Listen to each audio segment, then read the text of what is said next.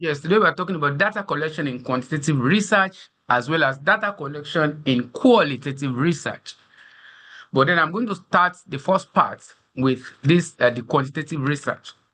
Like I said, we have had 2 lectures, but then we're not going to go back into discussing those ones again. But these are just like the add-ons to what we have done previously. So we have been talking about qualitative data, qualitative research, quantitative research. Yeah, as we are doing that, we have talked about the theories as well, the corresponding theories for each of them, the philosophies and all of that. We have seen all of that in the first and the second lecture. But this is the third lecture. We want to begin to go into the specifics regarding what is the essence of quantitative research? Now, how do we collect data in quantitative research? And then what are the elements that are necessary for us to know as we plan to begin to gather data in quantitative research? And then we also need to know what is the essence of all of this. So these are the things we're going to do. Like I said, the first part is going to be on quantitative research, while I'll give us a break for about 10 minutes, and then we'll come back again for the qualitative research. So quantitative research investigates phenomena using numerical data. Quantitative research bothers itself with quantitative data that can be counted, Oh, you can say, 2 people here, 4 persons there, and all of that. 300 people are involved in my research. I'm bringing in about 400 boards into the place and all of that. So something that can be quantified, that can be used using numerical data that can be counted. Then it objectively measures variable relationships and test hypotheses. And the essence of doing this is to be able to put our variables together, maybe compare variables together. What we refer to as variables are also called attributes in some parlance, in some disciplines, or characteristics or factors. So it will also allow us to be able to place 2 variables together to compare them, whether one is impacting the other, or whether they have a causal relationship as well. And at the same time, to also see that which impact does this one have over the other, or, over others. As well as it's also an opportunity for us to also test the hypothesis that we have set. Ordinarily, when you are setting your research, there's a need for you to set your hypothesis. Why you set your hypothesis, you want to test the hypothesis at the end of the day when you have gathered your data, you have gone to the field, and you have analyzed it. So it will assist you in doing all of that. So robust data collection forms the foundation for accurate analysis. If you have all of this in mind and you want to collect your data, if the data collection is not robust, then it's going to be like garbage in, garbage out, such that your analysis will just be whatever you feed into the computer is what the computer is going to get back to you. If you feed in error, you are going to get error at the end of the day as well, at the end of the tunnel as well. Whatever you put in, the system will process that and will give you the corresponding output. So it is important for us to have robust data collection as we do all of that. So that way, we will not have erroneous analysis, and then we will not have erroneous conclusions that will mislead the policy makers.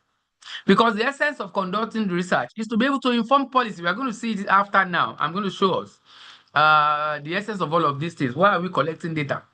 You agree with me that our budget in the country, in Nigeria, for example, is not done arbitrarily. The budget in Nigeria is done by evidences. Decisions are conducted or are made based on evidences. And that's what we call evidence-based information. When it's not evidence-based, then what we are going to work with are just guesses. But then we don't want to gamble. When it has to do with things that you don't want to gamble, you don't want to gamble with lives. You don't want to gamble with with the future of the country. We are too much a population to be engaged in gambling for how do we plan for healthcare, say in the year 2026, and let's just give them like 1% of the or 0.05% of the budget. You have not done you have not done the needful. You have not done the calculations. You have not estimated the number of people that will require what. So you find out that Budgets are not done that way. If you look at this, this is like the sectoral budget allocation for year 2025 in Nigeria. So if you look at this now, we have the highest chunk, which is about a third of the total budget for 2025. It was committed for capital expenditure. And this is followed by debt servicing, about 1/5 of that also committed to debt servicing. And all of these are computed before they arrived at what percentage should go to what. Now, if you look at that as well, the third one here, which is the third highest, is 19.3, which goes to recurrent non-debt allocation. If you look at that, look at the chunk of the percentages we dedicated to debt servicing, capital expenditure, and recurrent expenditure. Everything is going to, like, say, this is like about 35, another 40. That's about 75%. So it's only about 25% that healthcare, education, infrastructure, defense and security, statutory transfers had to divide, had to split among them. And that is why we are still having those challenges, you know. So if you look at that, even after that, among other sectors that are very key, defense is taking the highest chunk, which is 7% of the 25%. And if you look at this has been consistent in the last 15, 20 years in this country. Yet, insecurity has not subsided. So what do we need to do differently? Is it that the figures are not correct? Or implementation is the problem? Or monitoring is the issue? So these are some of the things that there's a need for people to say, how do we bring in a resolution? How do we, once we have identified that problem, then you come in as a researcher to look for how you are going to gather the relevant data to be able to quantify that and be able to present evidence-based policy suggestions. You know, now if you look at defense now as well again, you will agree with me that the stratification is further provided here in bar charts. Yeah, in this bar chart. So with that, Nigeria, I mean, about 1.48 trillion is dedicated for which Nigeria Army has the highest here, followed by 0.44 going to the Nigerian Navy, and then Nigeria Air Force 0.38, and all of that. So you will agree with me that quantitative analysis is very, very important and is very, very germane to decision making. So now the stratification of this lecture is going to be in this way. We have the overview, we have the types of research instruments, data collection methods, sampling, and quantitative technique. I'm not going to dwell much on this sampling because somebody else is going to come to deal with the sampling and the key analysis in qualitative research. So now, like I said, it's the main essence of quantitative research is to quantify variables, to focus on numerical representation, numerical representation of what you have to carry out. Then after that, after you have gathered your variables, you have gathered data, the next thing is to do statistical analysis. But how do we know what to use for what? Which methods to apply for which environment? So all of that will be demystified for us. Maybe not necessarily, I'll just be mention of that here. And then somebody is going to come around to do some hands-on with us on that. Then the objective results as well is to be able to get objective results after you have done all of that, to strive for unbiased findings. We don't want our findings to be erroneous. We don't want our findings, our reports, our results to be unreliable, because the essence is to be able to rely and count on what we have researched. That's why we are not taking PhD research with levity. We may gloss over first degree research, where we may say this is just experimental, just to teach them how to carry out research and all of that. And then to understand masters, we will not be too keen on the nitty-gritty on master. But for a PhD, your PhD, you find out that PhD is the last degree. You need to get it right there. And then the research you are carrying out is to be able to solve a problem, not because you want to bag a degree, Bagging a degree is fine. It's an icing on the cake for you in carrying out a particular research. But that's why we also ask you that what is that your research problem that you want to solve? There must be a problem you want to solve for your environment, your immediate environment, your state, or the country as a whole. So at the end of the day, you want to ensure that the results are reliable, it can be reproducible. Then another one is to be able to predict outcomes, to be able to forecast for future trends. If you formulate a model in your work, it should be able to be made available for other people to reuse and then be able to forecast for future. So, and much more than that. Now, let's look at some of the types of data that we'll be dealing with in quantitative research, in quantitative analysis. Data is the oil for today. Data is very important. Without data, there's nothing that we can do. There is nothing that we can do successfully. Today, we know the number of barrels of crude, of crude that we export on a daily basis. So from there, we can calculate how much Nigeria is making from crude on a daily basis. There was a time it used to be like 1.4 million barrels, I think. So if you multiply that with the current rate of crude, then you can say that today, by the end of today, so amount will have entered for Nigeria and all of that. So these are some of the benefits of those. Now, let's now talk about the types of data. And we have levels of measurement for some of this data because it's important for you when you want to gather data to gather it well. Take, for example, I just go to the field and say I want to go and gather data. And I'm just asking questions arbitrarily without preparing for the real measure, without preparing for the real way I want to really expect them to respond to me. Because most of the time it's always good for your thoughts to be guided. Maybe you want to do survey. Your survey must be guided by some questionnaire. Even at times, even when you don't want to do, when you want to apply qualitative analysis as well, when you want to do qualitative study, you must have guided questions as well to aid the way you collect your data. So we have like 4 major types of levels of measurements. We have nominal, ordinal, interval, and ratio. And what are they? The nominal data, it's categories with no inherent order. It's a category that does not have any order. They're on the same level. The categories of nominal data, they're on the same level. There is none that is greater than the other. Take, for example, gender, male and female. There is no categorization that a male child or a male student is better than the female student. No, we don't have that categorization. There's no respect for gender in terms of, oh, if you are a male, fine, you are fine, you are a male. That is the way you have come. The same thing is religion.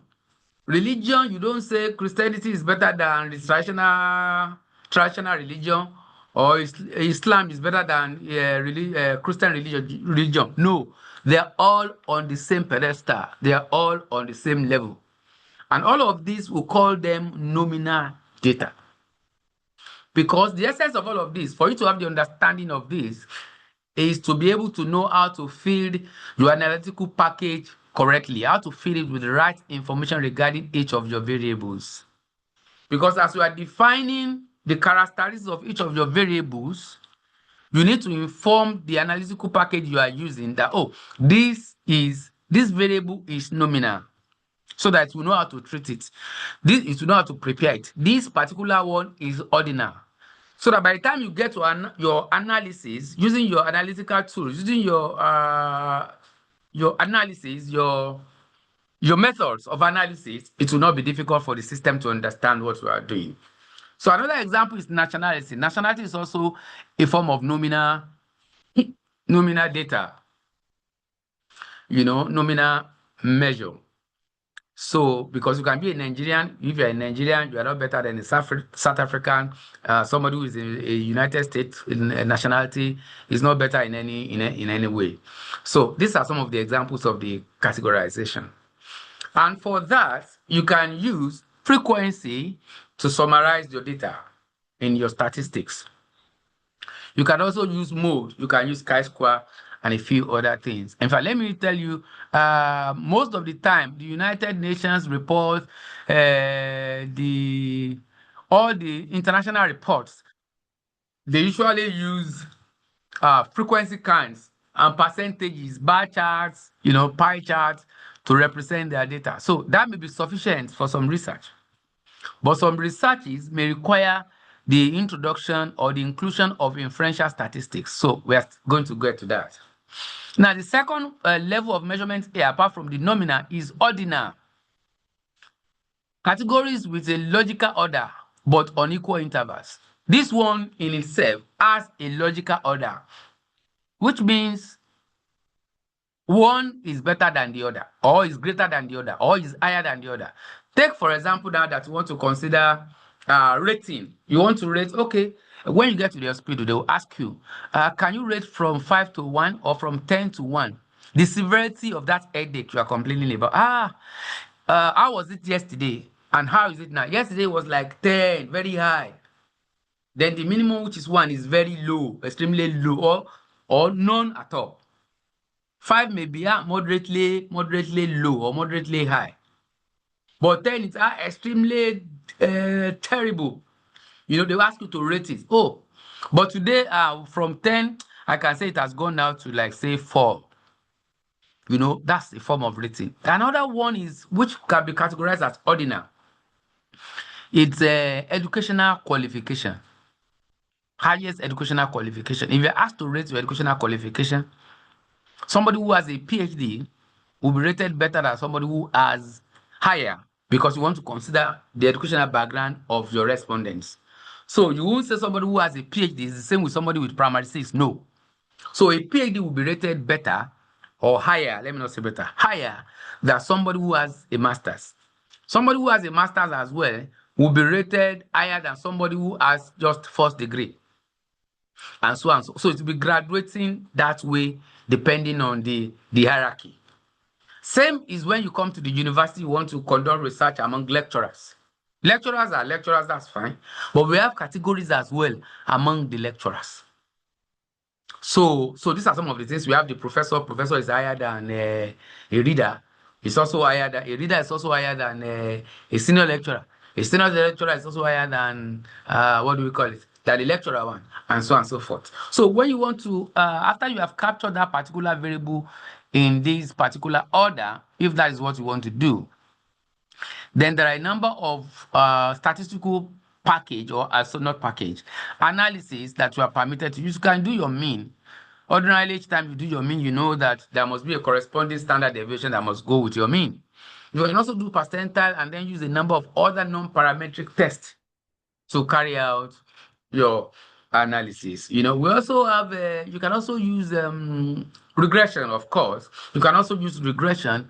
And when you are using regression and you want to make this particular variable you have declared as ordinal, when you want to make it a dependent variable, then it's a different ballgame entirely. Because we have different types of regression. In a situation whereby your dependent variable in your regression analysis is holding ordinal values, then you are going to use what we call ordered logistic regression or ordinal logistic regression. But we are not going to go into details there. I just mentioned that in case a few of you may quickly grab that. So that's another beauty of this ordinal measurement. So with this is telling us that you won't just set your questionnaire, for example, for your survey. You won't just set it anyhow, but there must be a reason for what. There must be, once you want to say you want to capture the age will definitely come under another category. Oh, you want to capture the agenda, you know what to do. By the time you are key these things into your analytical package, because that's what we call data capture. You want to capture your data, you want to code your data first. You want to code the environment before you begin to capture the data inside. And then after that capturing is your analysis. Take, for example, you want to use your SPSS, for example. The first thing you will do is to code the environment where the data will be keyed in. And as you are coding, as somebody who is coding, all of these things are relevant. These are some of the things you need to be able to code the environment successfully. Because as a researcher, it is important to have the understanding of how to also code using statistical packages. We are going to get there. The another level of measurement is interval. This is other categories with equal intervals, but no true zero. For example, you can have from 20 to 25, or you can say temperature is 35 degrees Celsius, or temperature is 100 degrees Fahrenheit, and all of that. And at the end of the day, you can use your statistics, you can use your mean standard deviation, t-test, correlation, and a few others to do the analysis of that at the end of the day. And the ratio is interval with a meaningful zero. You know, this one you can also capture something like height, weight, income.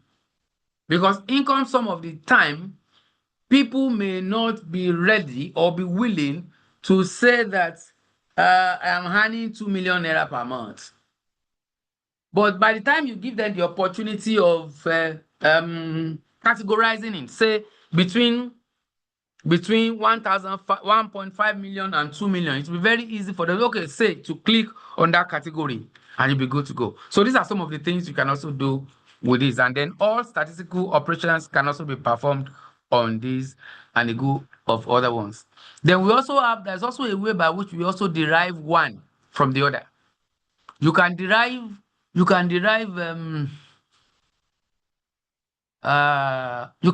this categorization, this ordinal, from even nominal. Even from this, what do we call it?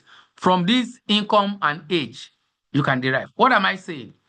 Take, for example, now that we have captured the age of your respondents. You have captured the age of your respondents. You can recode this into ordinal variables by saying that younger adults, by saying that, okay, what do we call it now? Youth, you can say youth because youth also has a category. Say 18 to 35. You can say youth. You can also say young adults, say from 35 to 45 or to 50. You can also say 50 and above. What do we call it? Elders. You can categorize that.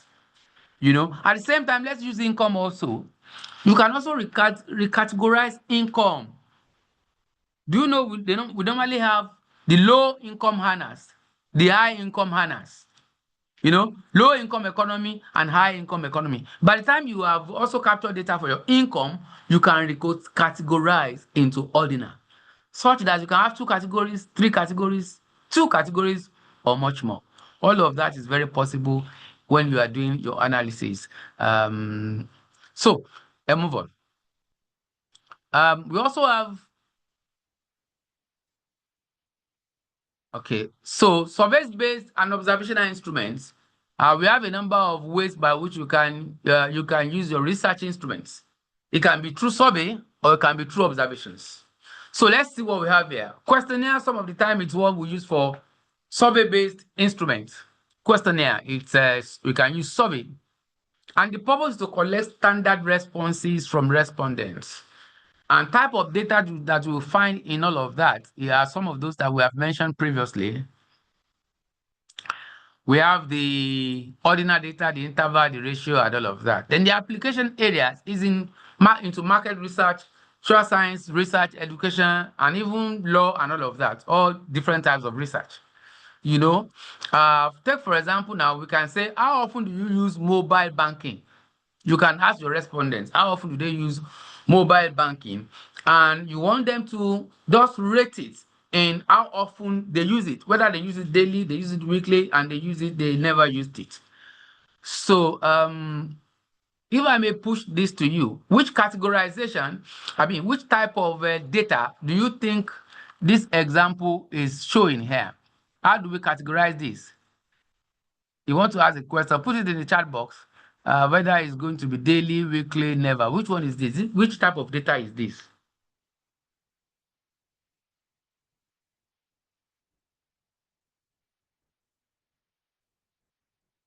How often do you use mobile? Let me check the chat box. Who are those people already putting their attendance? Those people that have put their attendance, you have not attended because I have not requested you to do that. I don't know why people don't. They find it difficult to follow information, to follow instruction. No, but you have put your attendance here. It means people that have put their attendance here, they are no more on the call. And I'm not going to consider that. The attendance is going to be taken by the time I ask you to submit the attendance. So if you submit your attendance and you are out of the call, you are only deceiving yourself. So if you have submitted previously, if you can delete, you better delete. But when I go to the time that I ask you to submit, that is the one I'm going to reckon with. I mean, you cannot be playing smartness. It's not done. You have not been given that instruction. So thank you, Jare, Dorcas Bakari. You're always on point. You're always following instruction. Right from our last semester, I've noted you. And you have always been doing your work excellently. God bless you for that. So, like I've said, yes, survey. Yes, it's not survey I'm talking about. We are already working on survey. And the question I'm asking here is, there's an example here. He's asking a question, how often do you use mobile phone? And there are categorizations. I use it daily, I use it weekly, I use it never. Is this nominal, ordinal, ratio, or interval? That's what I'm saying. That's the question I'm asking. Do you say this is daily? I mean, the daily, weekly, this categorization, will you say it is interval, or ordinal, or nominal? Don't answer me in Telegram. Oh. Answer me in the chat box of Zoom.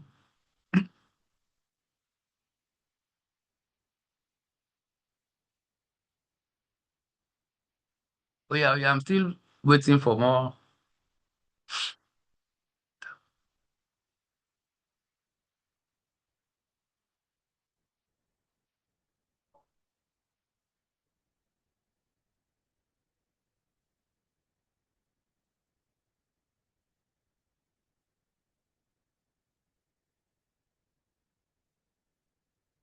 Okay, one more.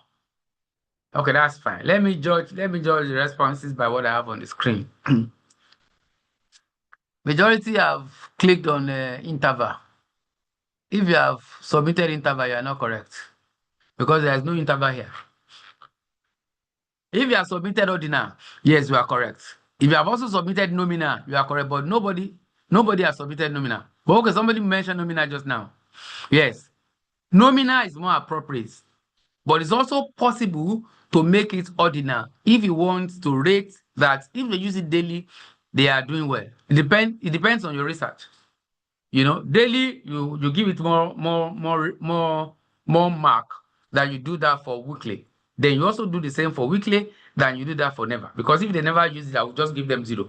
If they use it weekly, I can give them 1. If they are doing it daily, I can say I will award you 2 marks. So at the end of the day, maybe you want to sum that together or maybe do some manipulations with that, you can run with that. So this can be, ordinarily it should be nominal. But you can also make it ordinal, depending on what you are working on, depending on what you want to do. Okay, that's fine. So I move on. Then the other one here is the Likert. This is also like a 3-code Likert type scale anyway. But we have some 5-point Likert type scale. We also have 7-point Likert type scale. We also have 9-point Likert type scale. So these measures, Likert scale measures attitude, perceptions, or opinions of people, what to perceive about a particular thing, you know. And most of the time, the measure of this scale can either be ordinal or interval. You know, it can either be ordinal or interval most of the time. And you will see the graduation from maybe one strongly disagree on that particular concept. It will range from 1, 2, 3, 4, 5. 1 will be strongly disagree, then 2 will be disagree, 3 will be maybe neutral, and then 4 will be agree, 5 will be strongly agree. Although I'm not going to go into the nitty-gritty of it because there are some school of thoughts that say that 3 should not be 0, should not be neutral. They believe that neutral should be either 0 from the beginning. But that's not the argument for today. I'm sure Dr. Ali will chip in to that when we get to that environment, or at a given point that after the class, I will just ask him to just buttress some of the points I've made. So he may wish to also shed more light on that, but that's not discussion for the immediate. So then the next one is semantic differential scale. We have which assesses attitudes using bipolar adjectives. You can use a type of data, interval to represent that. For example, the application is done in a branding, in user experience. You are using a particular product and you want to report about that product, your experience with that particular product. Maybe consumers, they want to talk to the producers. Oh, this is what we are feeling about your product and all of that. If you ask me now, if I should compare the use of these toothpastes right from maybe where we started growing up some 3-4 decades ago, and you want me to, they want us to report about what has happened, because close up, for example, I don't know whether McLean still exists. Then they have been in the system for about 3-4 decades. So if they're now coming that I should assist them to rate them, I know what I'm going to say already. And if I can quickly chip in that, I will say, wait a minute, the content that we used to have then is different from what we are having now. Because then the viscosity used to be more then than now. What we have now is just extremely too soft. Not because they have conducted research that when it is soft, it's better, but because they want to maximize profit. They want to minimize their cost. Even when you check the toothpaste as well, and you are pressing even before you open it, you have spaces in between that you almost got to the middle before the toothpaste will begin to come out. But in those days then, once you hold it like just gently like this, it's already coming out. So in a situation whereby you want to do branding, or you want to get the experience of users concerning a particular product, or you want to do consumer research, you can use that. Then an example is online learning. You want to say whether it's effective or not. And maybe among students, you want to say, do we say that online learning is effective or not effective? You want to ask this. The another one is standard test to evaluate knowledge or skill. Maybe you want to test some set of people conducting a cognitive test, whether to know how skillful the people you have gathered, how skillful they are. And you already have like 10 multiple choice questions on algebra, and you've already set it, you have given them time. So the fastest person that got it right, this person got it right within these so minutes. So these are some of the things you play side by side to be able to do that. And that kind of data, you use ratio to capture that. And we have the observation as well, observation checklist. Say, for example, now that it's like systematically recording observable behaviors. Like we have now at the campus gate. We want to look at the behaviors of the commuters. Whether the first thing you want to check is whether they are orderly. If you go to Oshodi, you know what entails. Maybe the old Oshodi. I don't know of the current Oshodi. But the old Oshodi is the fastest and the best though. The old Oshodi is, if you don't have power, you can't enter bus at Oshodi.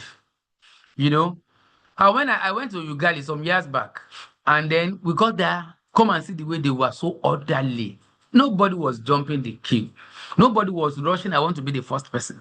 It is first in, first out, and there is no police. There is nobody conducting them. Look at the number of people we deploy today at our gate to ensure that we do the needful, for our students. Because the person coming last wants to be the first to enter. So that culture is very, very important, that we have to be orderly. So in a situation whereby you want to conduct observatory analysis of data collection, so this is relevant. You can use whether your nominal or ratio. For example, clinical studies is also applicable to clinical studies or classroom research, or that kind of a queuing analysis that I talked about. Then you want to ask questions that did the teacher grade students at the start of the class? It may be an observation. You want to observe whether the students grade the teacher or not. You may not talk to anybody. You can just be taking notes. That's observation. You already have it. You had to put a question. Did they answer the questions correctly? Did the teacher grade the student? Did the student responded to the greetings of the teacher and all of that? Was the students answering the questions correctly? Well, do you have multiple hands up when the teacher raised any question? So these are the things that you can be noting while you are observing. You can also observe animals in the laboratory. Yes, you can observe animals in the laboratory. You can also observe the performance of your students, maybe in English laboratory as well, and many other things like that. Then we also have rating scale. This quantifies subjective judgments numerically. They use that very well in law. Where you was well, okay, so answer a question like that, Dasha. Out of 5, just phone 3. What I'm saying is, does he answer that question very well? Maybe there's a particular question you pose somewhere, maybe to some students, and you want to say, oh, is this thing even well satisfactory? Did you answer that question correctly? And let me tell you, the judges, this is what they base their judgment on. They will put what the plaintiff and the defendant has said. They will place it side by side. Okay, what this plaintiff is saying, I think I have a countermeasure for that. What the defendant is saying, and I think he has countered what he has said. Okay, I put all of this together. Oh, now this is my final judgment. Before the final judgment, these are some of the things that will go into place in the mind of the judge. So an example where we use this is in customer service, for example, or performance evaluation. For example, when you want to rate the quality of service, you want to say the quality of service of the service providers providing MTN for you, providing service for you on Glo, and all of that. So if somebody is asking you that in the last 1 or 2 years you have been using these service providers, if you have been using Glo, tell us about your experience regarding the data flow. Would you say that you always have data anytime you want to use and it's not breaking? Like the one I'm using now, I'm using MTN because the one that our university is even providing has been failing. So I have to disconnect from there and to connect to my MTN. I'm not advertising for MTN, but I think it has been reliable. So that's my own rating, my own evaluation about my experience. Somebody may say that, oh, from my own environment in my location may bring a difference. The same MTN that I'm praising here in OAU may be a different ballgame elsewhere. So these are some of the things that you can do. You can rate the quality of service and rate so many other things. Another one is demographic form. You can gather background information and you can quantify that by nominal or ordinal a way to capture the data. So the application of that, it's in surveys, census, and when you are conducting administrative form and all of that. An example of that, it's age. Age is a demographic variable. Gender is also a demographic variable, and a few others. It's also important for you. You can see that we have. So in this case, we have male to be gender, male and female. Where gone are the days that we used to have what do we call it now, transgender and all of that. I mean, all of that. I don't think it's applicable to our research in this part of the world. And even in developed countries as well, they have reversed those things. I don't know. Maybe later they will not bring it back. And that's why today, when they're asking about some of these things, they don't ask you for sex. It is no more sex, but rather gender. Because they also have transgender. They also have so many other types of gender beyond male and female. And that's why they call it gender and no more the sex of the respondent. So I move on. So we also have another types of instruments. We have the physiological and system-based instruments. Physiological. We have the psychometric inventory. And the purpose to assess personality traits or mental health. To assess, there is a standard for this. There is a standard psychometry test for this, which is applicable to assess personality traits and all of that. And it's mostly used in psychology and clinical diagnosis, especially for people in humanities and all of that. And you can capture the data in either ordinal or interval. For example, I get anxious in social situations. Do you agree to that assertion or you disagree? And then we also have what we call the physiological measures, which can be record biometric or physical characteristics, where you can record biometric or physical characteristics of your respondents, especially if you are dealing with humans. An example of that type of data collection is called ratio. Application areas include medical research, sports science. Maybe you want to talk about the physique of your respondents. You want to know about their blood pressure. You want to know about their what do we call it now? Their heartbeat rate. When you run, your heartbeat, they want to know after running for 100 meters, what is the heartbeat rate of different participants, of different respondents? Maybe that's what we want to capture. So you can use ratio to capture that. We also have data loggers or sensors. These are things, equipment that captures environmental data that you don't have to be there. Their systems, their computers that can do that on your behalf. They want to capture the humidity of a particular environment, and you have already placed the machine there. So they automatically capture the environmental data and even physical data as well. Its use is very common in engineering and environmental science. And then example include temperature logged every 5 minutes by a sensor. Maybe we want to check the temperature every 5 minutes of a particular area, or they want to check the wind speed of a particular area every 5 minutes. That may have been configured. So it is important for you for us to mention all of this to you, because you may want to do collaborative research. You will remember that there was a time that we were taught that this is possible. Then you then push it to anybody in engineering among your team or in science among your team. Oh, they will say that's true. We can go along with that. So that the people in law, humanities, education will not be saying, what's the relevance of this to us? You have talked about what is relevant to us, but I think this is also still relevant to you, because this is the era of interdisciplinary research. Yes, you are expected to do your PhD alone, but after your PhD, you want to begin to consult. And for you to be able to do consultancy or expressly, comfortably, you also need some of these ideas and understanding. And we also have other ones: type motion study tools, database extraction, and all of that. Yes.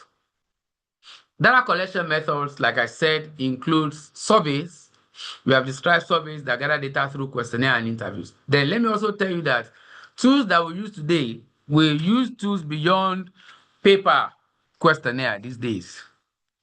There are available digital tools like Kobo Collect. Is a tool you can use to design your questionnaire, and you don't have to live wherever you are to make it available to your respondents to work or to complete.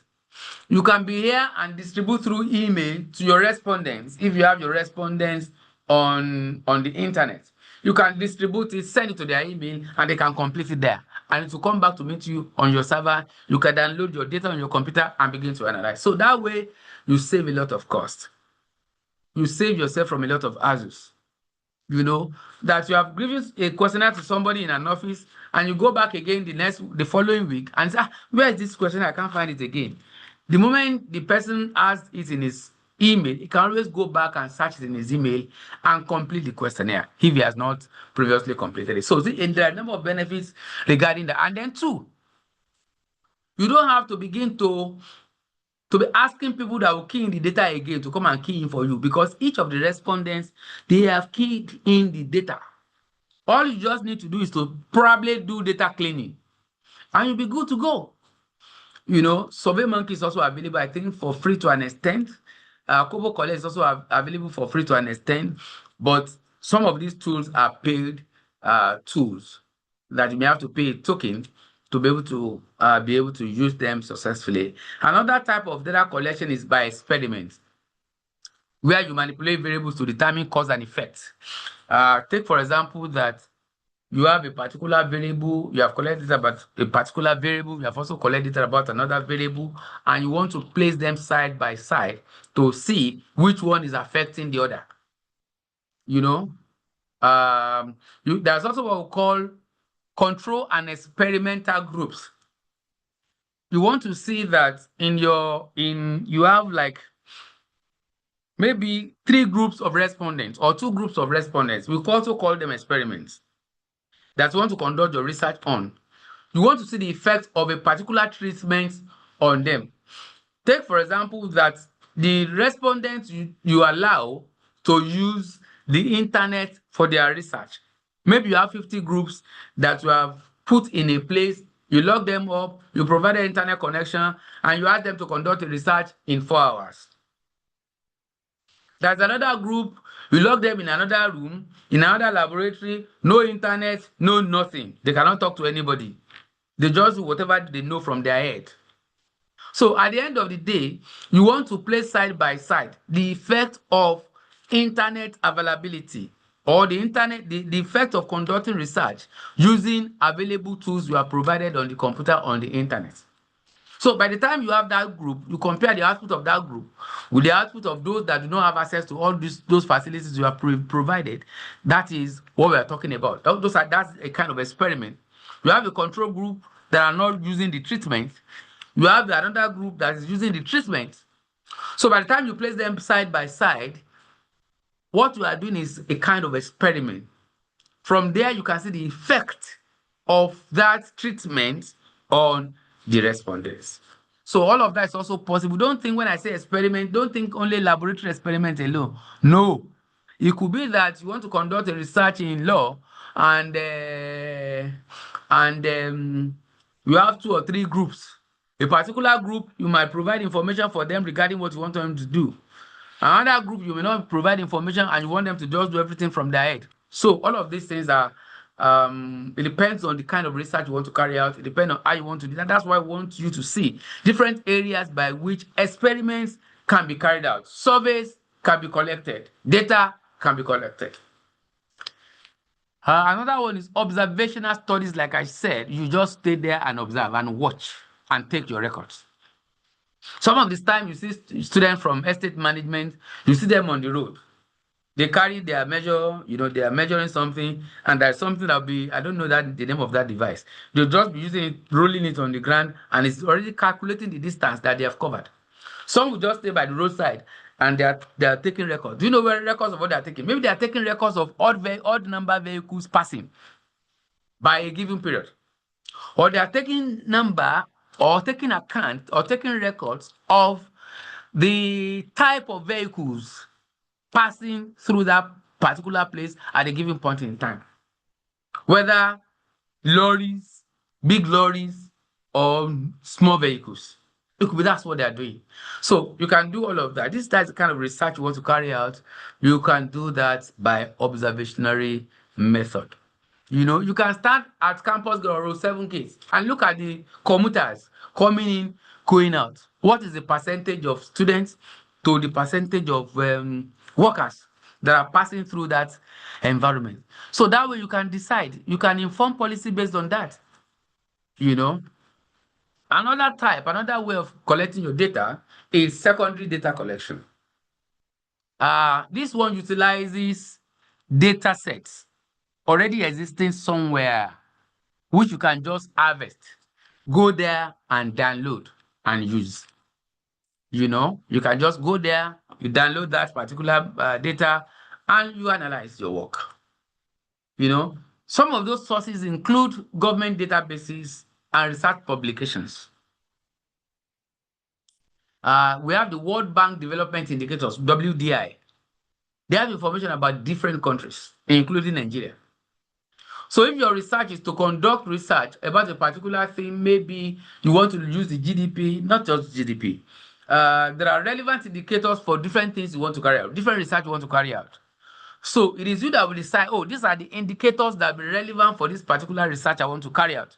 So you can go to WDI website, which is the World Bank website, and click on indicators of interest. After clicking on indicators of interest, you also have to click on the years of interest. Maybe you want to conduct that research over a period of 10 years, 2016 to 2025. You click on the year and you harvest that and you download that and you make it available and you base your analysis on that as well. So also in the legal department, in law, they also refer to I think they also use primary and secondary data.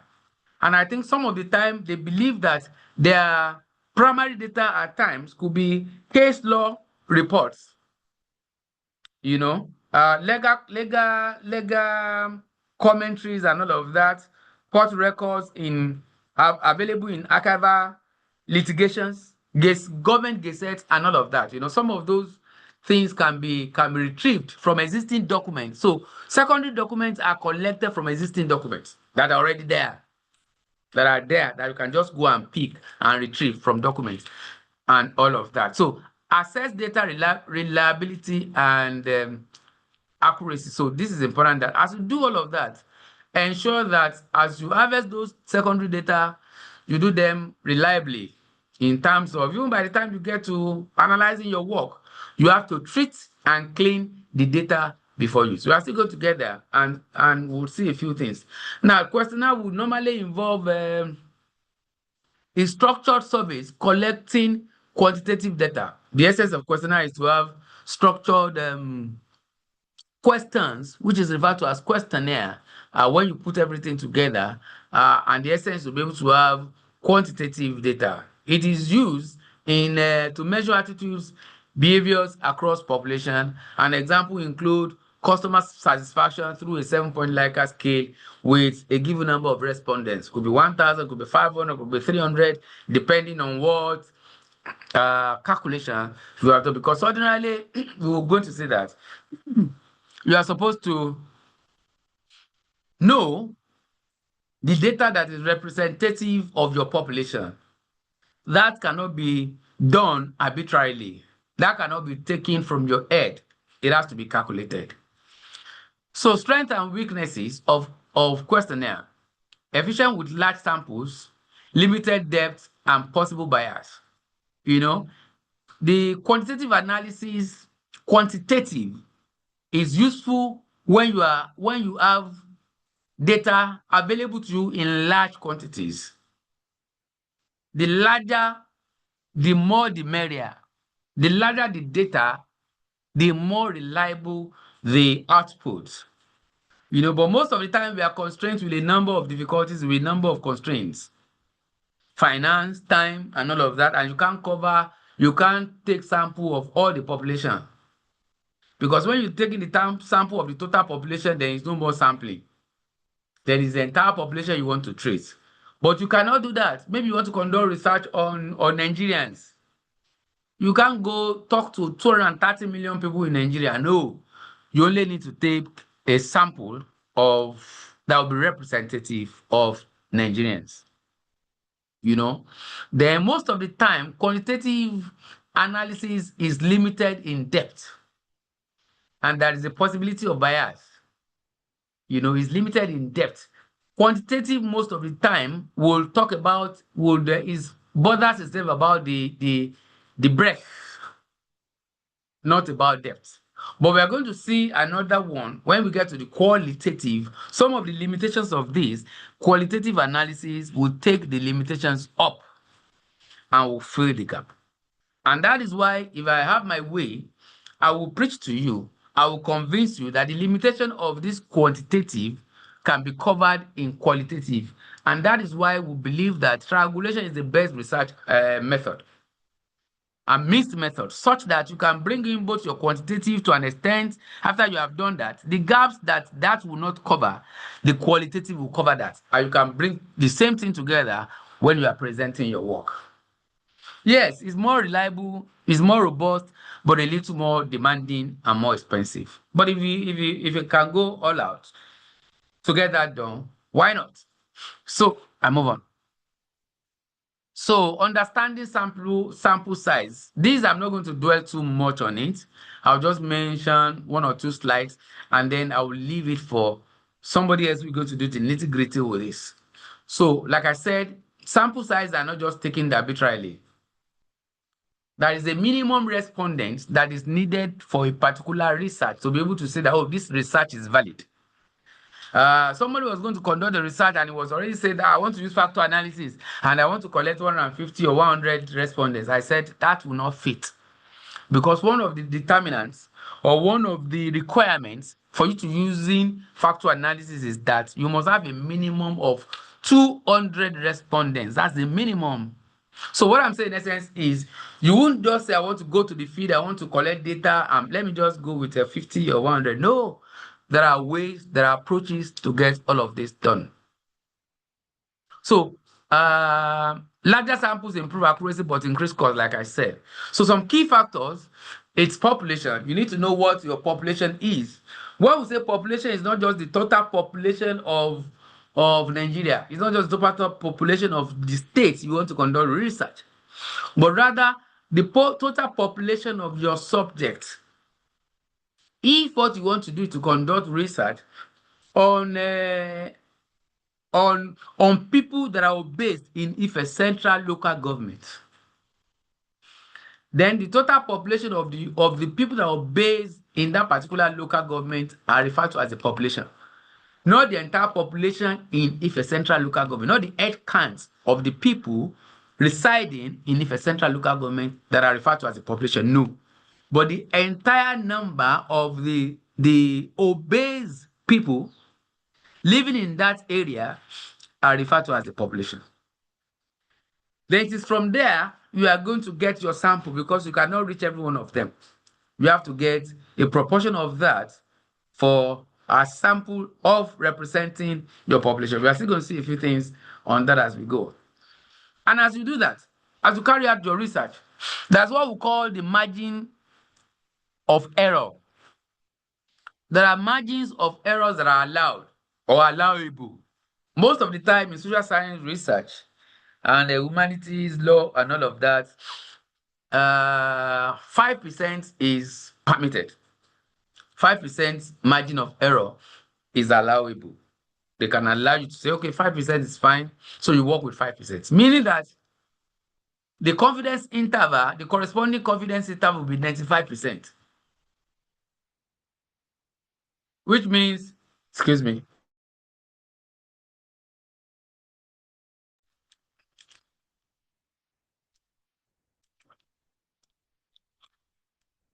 um, 5% of that.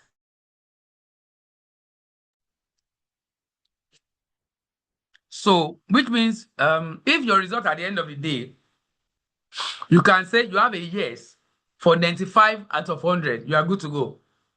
It's just like in clinical research, if you have 95%, if 9,500 people will take that drug, you are certain that it will cure the illness. It will cure the illness 95 times out of 100 times. Or it will work for 95 people out of 100. That's for social science research, then you are good to go. But most times for clinical researches, it is 1% error level that is provided. Because we don't want to take the risk of humans. If a human being has to take a particular drug that we know that is not effective, then we don't want to deploy it out yet. We don't want to roll it out yet for consumption. They will still want to conduct further research. They also want to conduct further research on that to ensure that, but during the time of the COVID, because of the urgency, we could not wait for 99%. We could not even wait for 70% before they began, because millions were dying. Once they got like 60, 65%, they decided to be rolling it out. It's better for 65 persons to be rescued and then lose 35 rather than losing 100%. Was still better than none. So, but then they kept on improving on that. But what we are saying is, in your research, you must ensure that what we call the margin of error is there, because these are the things that will inform your report of your analysis, of your output at the end of the day. As you are reporting that a particular thing is significant, you have to let us know at what level of significance, and at the same time, at what level of error, what is the confidence level of that, the confidence interval that you are working with. All of that needed to be stated. So this is part of what we're talking about. So I move on. Key statistical concepts. Confidence level, margin of error, that's what I've just discussed. Likely results reflect through population value. 95% means 19 out of 20 times, something like that. And then margin of error, plus or minus percentage indicating result accuracy range. And other terms, sample proportion, estimated population percentage, population size, total targets, individual. So this is still pointing to what I explained previously. So sample size determination, power analysis. This determines sample size for effect detection. Like I talked about the experimentation, the you want to see the effect size. Like you want to see what is the quantum of the effect of people using the internet to conduct research to those that are not using that do not have the privilege of using the internet to conduct research. So the power analysis will assist to determine the sample size for effect detection if your research is going to go along that way. But most of the time, this is usually used in the medical sciences. And then we also have the Cochrane formula to calculate sample size. There are standards. You can use Cochrane formula to say that, oh, this is the total population that I have. You must know your population to be able to determine the sample size that will be appropriate for your work. We also have factors, consider population size, confidence, like I said, and error margin. These are some of the things that you have to put in proper perspective as you begin to conduct your research. Okay, so this is like an example of this sample size formula. All of these elements are what we have here. Don't worry, don't say that they have brought us back to equation of. You may not need to state all of this in your work, but there are even online applications now that will just ask you to key in your population size. And once you key in your population size, it can tell you the corresponding sample size. But it's very simple. This is just the way to calculate it. Your small n is representing your sample size, which is your target, and that is what we have on the left-hand side here, which is equivalent to the right-hand side. The right-hand side will be the one that we are going to calculate to get the corresponding small n sample size. So the big N is your population, which you must know. Maybe you want to go to Oyo State, the whole of Oyo State. The population of the respondents in your Oyo State, and maybe the people selling, what do we call it now? Maybe you want to go to those people, the beekeepers. You know, maybe you want to conduct research among beekeepers in Oyo State or in Okeogun is where? Okeogun is also in Oyo State. Yeah, in Oyo State. You know, you cannot talk to everybody in the whole of Oyo State because they are not all beekeepers. The lecturers are not beekeepers. You know, beekeepers are also not the ones selling pepper in the market. So, but the head count of the beekeepers, if you know them, they are representing that end. There are some occasions where you want to conduct your research that you may have to ask the authority, maybe Ministry of Education, for example, they have the number of schools. If you want to conduct research on a particular school, that your research is related to the schools, you want to know how many primary schools or secondary schools exist in Osun State. The Ministry of Education, you can get information there to give you the population size. So from there, you can know, you can calculate your n, small n, your sample size, and a good number of that. Then the Z score is also there, the confidence interval, which the Z score is a standard score, which you normally use in a 4-figure table, but you can have it online now today to get the corresponding Z score for a particular thing. And the small p is the sample proportion, which is usually 0.5, and the margin error for 95% confidence interval or confidence value, the corresponding margin error is usually 0.05. So these are some of the things that you plug in to get your calculation. But you may save yourself from all these calculations by just plugging in on the available tools on the internet. Just Google search. Say you want to calculate your sample size, any available calculator, just a sample size calculator, exactly. Punch that in Google, it will bring it for you. Want to put in your sample, your population, it can easily calculate that for you. And you can also copy this in your thesis and say that this is what you have used. indeed, that is the calculation. That is what the machine has used behind the scene. Okay, there are some other, calculations apparently, which I will not be the one to be showing you all of that. But this is also for Cochrane formula as well. But I'm not going to dwell much on all of this. Somebody is going to take us through. But what I have here is also very explanatory, and it's also synonymous with what I presented previously. Okay. So practical applications of all of these refer to the kind of research you can carry out. For example, you want to carry out market research. You can say 400 respondents. But why are we saying 400 respondents? It's not that it's exactly 400 respondents. Ordinarily, in the calculation of the Cochrane method, I know for a population that is not known, we have calculated it to be 394 most of the time. So you are expected to use 94 for known population. But some school of thought believe that if you do more than the calculation, it's better. Some would say that you don't have to add to it. But I believe there's no crime in adding to that number, because for quantitative analysis, the more the merrier. Then for clinical trials in the medical sciences, you can use, it's also driven by power analysis. For customer satisfaction, you want to know whether a particular product is satisfying the customers.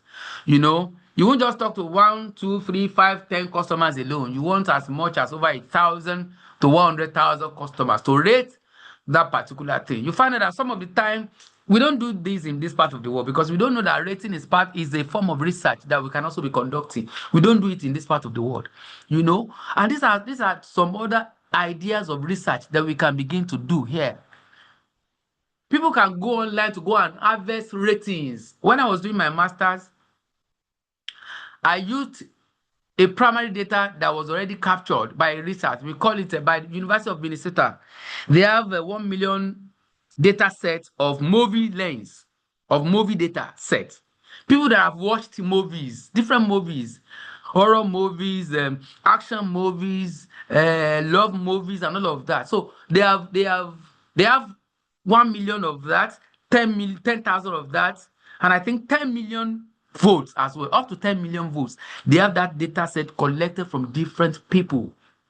So if you want to do large data set analysis of ratings, you can adapt that data set and use it for your work, which is also a second data available somewhere. So, but then you can also, if you are managing a particular company or a particular product, and you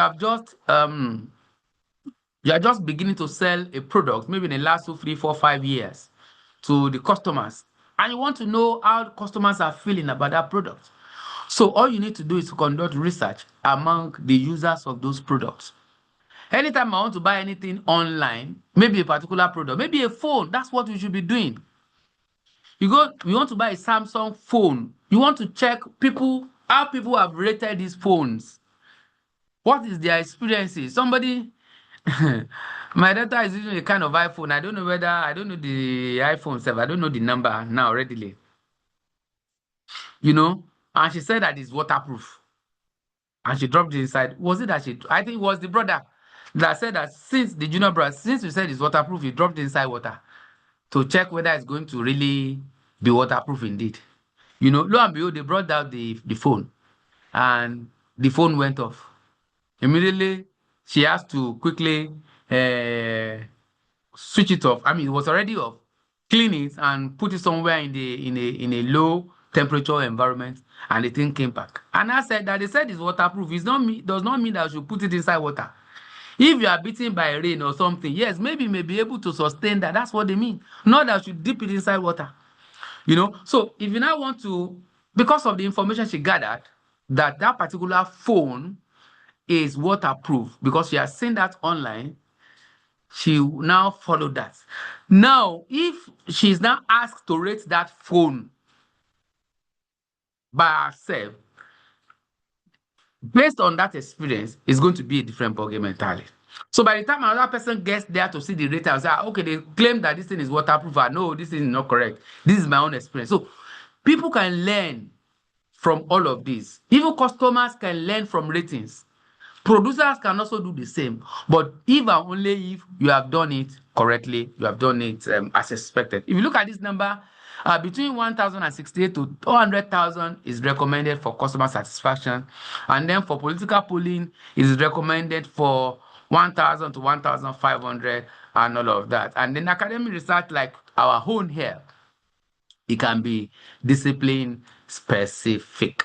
So while I'm rounding off the first part, I'd like to say that sampling techniques are some of the sampling techniques that we have. We have the simple random sampling, which is each population element has an equal chance of selection in random sampling. This minimizes bias and is easy to implement. If you look at this population, these people here, you can just pick from any of these because each of them has equal chances of being selected. So just pick anyone at random. That's simple random selection. Then that's what we call the stratified sampling. When you divide the population into subgroups, the sample from each. This method ensures representation from all segments. Divide them into subgroups. You can say, okay, let's begin to take number 1, 2, 3, 4, 5. 1, 2, 3, 4, 5. 1, 2, 3, 4, 5. So all ones be in one side, all twos in another side, all threes in another side. That's like you stratify them, not based on any any criteria at this point. And then the next one is cluster sampling. You divide the population into clusters and random select entire clusters.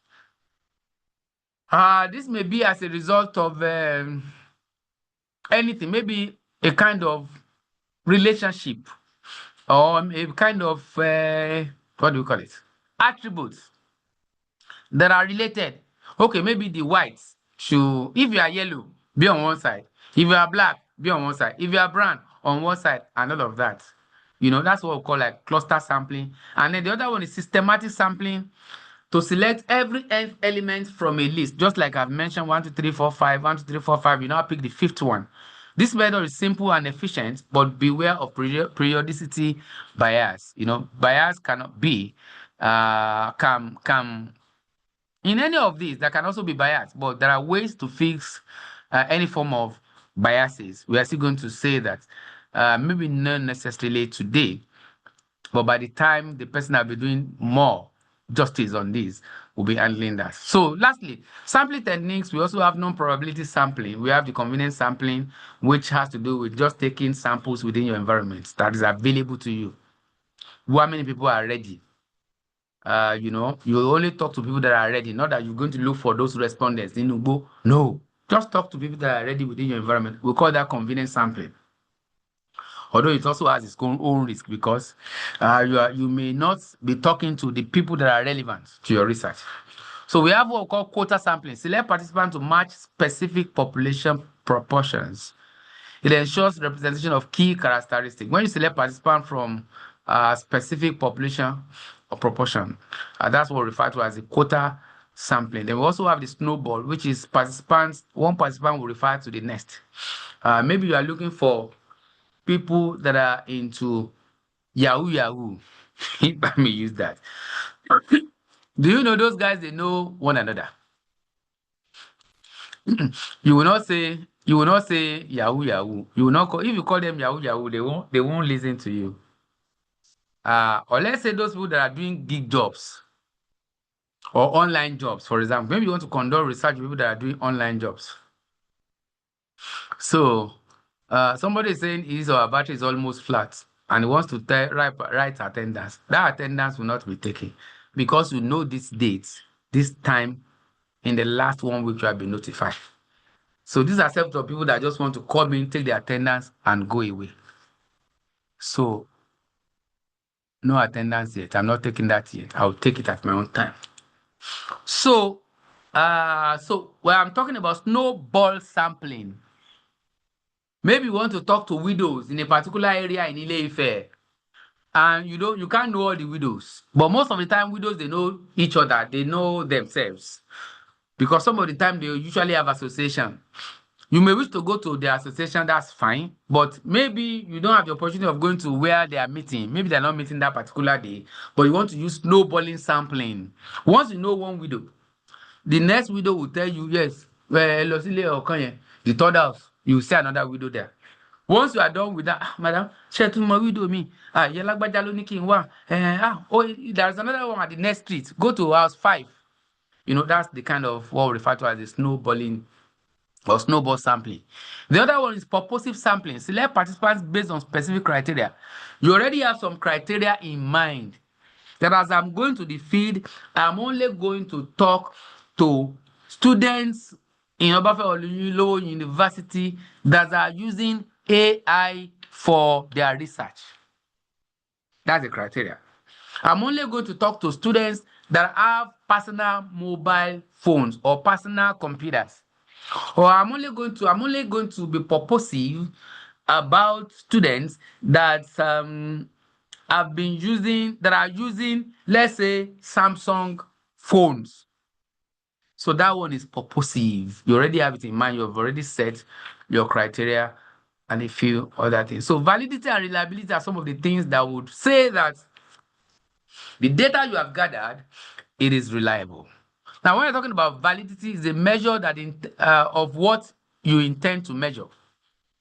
It's about the validity of your instruments. You have to validate your instrument. Take, for example, the questionnaire that you have set. When you have a questionnaire, you will not know whether that questionnaire will fit your audience, your respondents. So we usually advise that you do a test of those questionnaire. And that's why we say that before you go for your main test, do what we refer to as a prototype, which is called pilot test. So as you do pilot test, the essence of your pilot test is to be able to validate your questionnaire. So when you get back from your pilot test, there's a likelihood that you will have seen some of the questions that are ambiguous. Oh, I shouldn't have asked this question because as I was saying it, as that person was reading, was asking me, does not understand it. So that way you will know that there's a need for you to simplify that question further. Those are ways by which you can validate your instruments. The another one is reliability. Reliability is to ensure consistency of your measurements or of your measures. You want to test whether each of those variables you have captured, whether they are reliable. And there is a standard. We usually do run Cronbach alpha on them. This is referring to variables after you have collected your data and you want to analyze. All the variables you want to work with, you put them together and you run Cronbach alpha on them. Once your Cronbach alpha is giving 0.7 and above, it shows that there is consistency in your measurement. But anyone that is not up to 0.7 and above, according to what we have in literature, it shows that there is no consistency, it's not reliable. So in that case, you may wish to eliminate that variable before you do your analysis. So these are some of the things. You will find out that PhD research, indeed, it's a whole lot of work. And that's why you are given 3 years to do the work, especially 1 year for your coursework and 2 years for your thesis. Because the component of your thesis is not just sit down and begin to write. No, there are things you must know. And that's why we're giving you all the education. Now, if you bring all of this in your thesis, now tell me, they will applaud you. Nobody will say that your thesis is nowhere to be found. You will have met all the requirements that is expected of the examiners that will come for your qualifying. So another one is improvement, pilot testing, like I said, and standardized procedure to enhance both. That's what I have said. The essence of pilot testing is able to bring improvement on your instruments. So that is by conclusion of the first part. We have talked about data collection, we have talked about sampling, and I think ethical consideration, I did not dwell on that because somebody else, Professor Raimi, is going to come and educate us more on what we refer to as the ethical consideration, and then validity and reliability are some of the things I just dropped down. Now, key takeaways: quantitative research relies on systematic data collection for objective analysis. Systematic data collection, step by step. One thing before the other. You have to do your questionnaire first, your analysis first, and as you are doing your analysis, you have to ensure that you put the relevant measures against each of the variables you have chosen. That's why it is systematic. And once that is done, you go out to collect your data. When you get back after collecting your data, you begin to do data cleaning. Once you have done data cleaning, you begin to check the consistency and the reliability of those variables. Once you are done with that, you can also check some other tests, because there are some other let me not say more difficult, more stringent tests, depending on the kind of analysis you want to carry out. For example, now if you want to do regression, like I said, we have different types of regression. You have to carry out normality test. You have to carry out heteroscedasticity test as well, to ensure that there is no autocorrelation among the variables. Then you also have to ensure that there is no outlier in your data set and all of that. Okay, I move on. So that's why it is systematic. One step before the other, and before you finalize your output. It's not just go to the anywhere, and that's why you can see some of these things I'm talking about. The roadside guys, they do not know it. That's why you have to learn it by yourself. The period of learning is also available for you on your 365 times 2 for the 2 years of your research. And thereafter, you have to choose appropriate sampling techniques to minimize bias and ensure representativeness. Then you have to understand the validity and reliability is essential for credible research, as I've said. Then you also have to prioritize ethical consideration through the research process. Very, very important. So next steps in quantitative research are some of the things I've been talking about. You have to strive to know how to know the relevant software that will be relevant to you for your work. You want to explore R. R is a free and open source software which you can learn. SPSS is also free. I think we have free versions for students. We also have Stata. These are some of the analytical packages you can learn. It won't take you time to learn them. SPSS, you can learn it in a week. Stata, you can learn it in 2 weeks. Her, you can also learn it in 2 weeks. And all of that, and a few of others. So this is where I'm going to stop in this first section. And the next session, we are only going to spend about 30 minutes there or less, and I'll be good to go. So this time, I'm giving you about 5 minutes. Oh, before the 5 minutes, can we also hear from Dr. Aliu? Dr. Aliu, sir.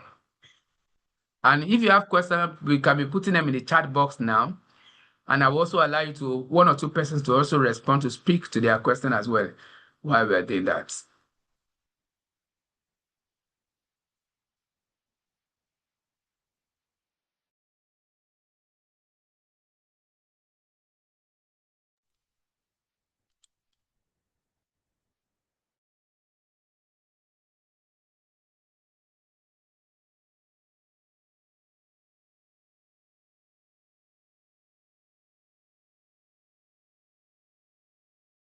Do we still have Dr. Ali on the call?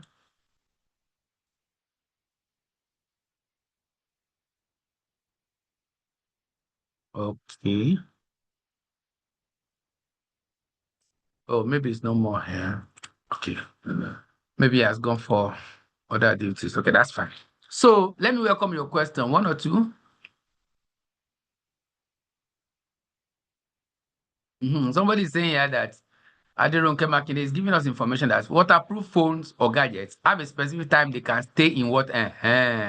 After then, the device can get damaged. Can you see that?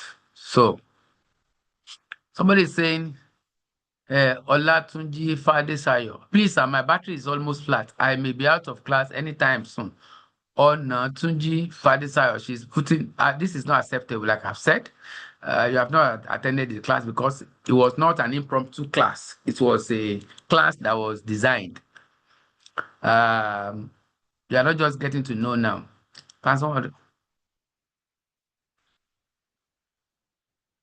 Somebody wants to know if some of the procedure for data collection in quantitative research be applicable to data collection in quantitative research. Abraham Okwade, I know what you have in mind is saying that can some of the procedures for data collection in quantitative research be applicable to data collection in qualitative research? No, that's why we're going to talk about the data collection method in qualitative research separately after now. You can't use them for one for the other. No, there are different approaches. Okay, so while that is fine, is anybody okay? Dorcas Bakari, let me ask you to unmute yourself. 2 seconds. Okay, so you can ask your question. Good afternoon, sir. Good afternoon. The question is, I tried typing but I'm slow. The question is there something like purposive random sampling? Is it an acceptable technique? Because while I was on my oral examination day for my master's thesis, one Okay. question the examiner asked me was, how did I come about gathering my data? And the only explanation I could give was I specifically chose the text I was going to use, so I knew that was purposive. Then I randomly picked sentences that I felt was suitable for what I wanted to do. And I kept going over and over, and she kept telling me that's not scientific. And I have no other idea how I could have done it. It's still one of my questions to myself till today because I had no idea how I could make it better. I just got saved by one of the examiners who told her that, oh, she tried using a purposive random sampling method. So I want to ask, is that scientific? Is it acceptable? What was the examiner specifying a particular method you should use? Was she assisting you? Because that's the essence of qualifying. When we get to qualify, we'll tell the students you have not done it well, you have not done it that way. This is what you should do. That's what we'll tell them. What the examiner saying that, okay, you have not done it this way, this is what I expect you to do. Was she or he telling you or recommending to you what you should do or use? The language she was using, and she wasn't on seat, so I didn't have another conversation with her after that. But she was talking, there were languages you were making use of right now to codifying and all that. And that was the first time I was hearing that I had to codify my data. I had to be very scientific. I have to pick exactly, and so that I can defend the reasoning for Okay. using those specific sentences over and Yeah. over again.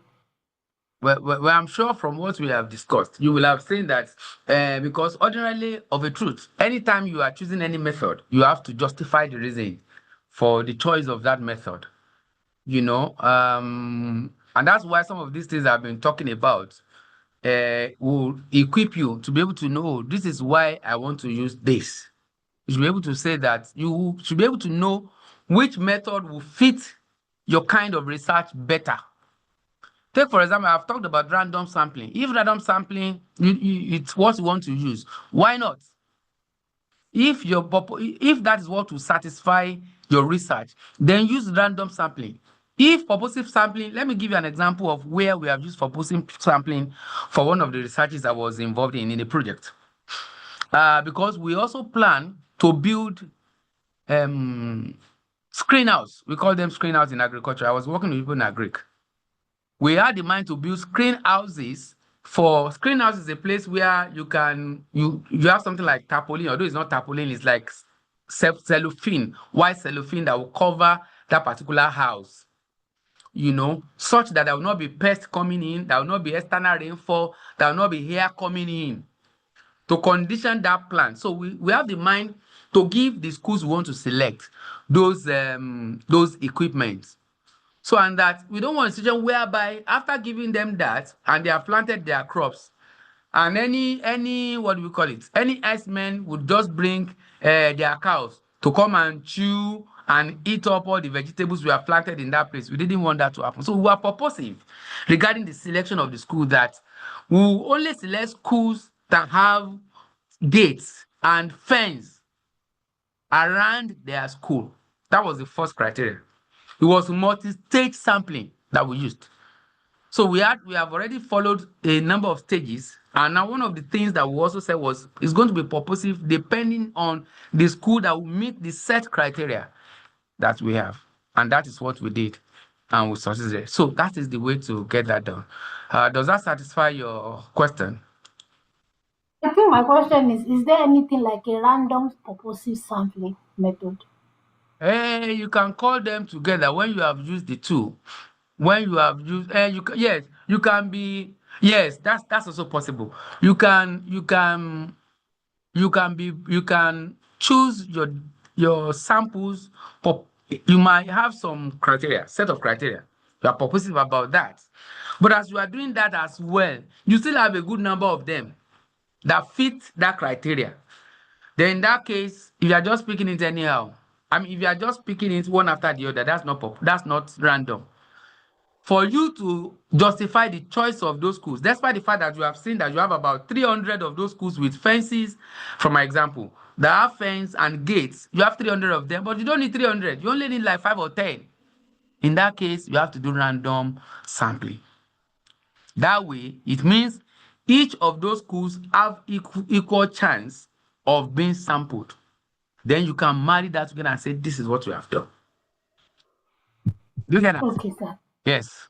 Thank Somebody is saying here, Abraham Okwade, there is common saying that when the desirable is not available, the available becomes the desirable. What determines method to be used in data collection and quantitative research for objective research to take place? What determines method to be used in data collection and quantitative research? We have said all the criteria now for what you want to do. If you have to go to where your data will be available, I mean, you have to do a research where the data will be available. If the data is not available, you want your data to be, what do we call it? The first data. It's also possible. But you must ensure that the way you collect it is systematic in nature. It's as simple as that. So let me give us the next few minutes to begin to type in our 3 minutes to type our attendance. You can look at that. Any attendance from 142 is going to be taken into consideration. Begin to type your attendance for the next 3 minutes, and I'll take the next class for the next 15-20 minutes. Don't drop your attendance and run away. And ensure that you're not copying for your friend. Because if 2 is coming from your account, then it's 0 for you. Ensure that no 2 addresses is coming from single accounts. Thank you.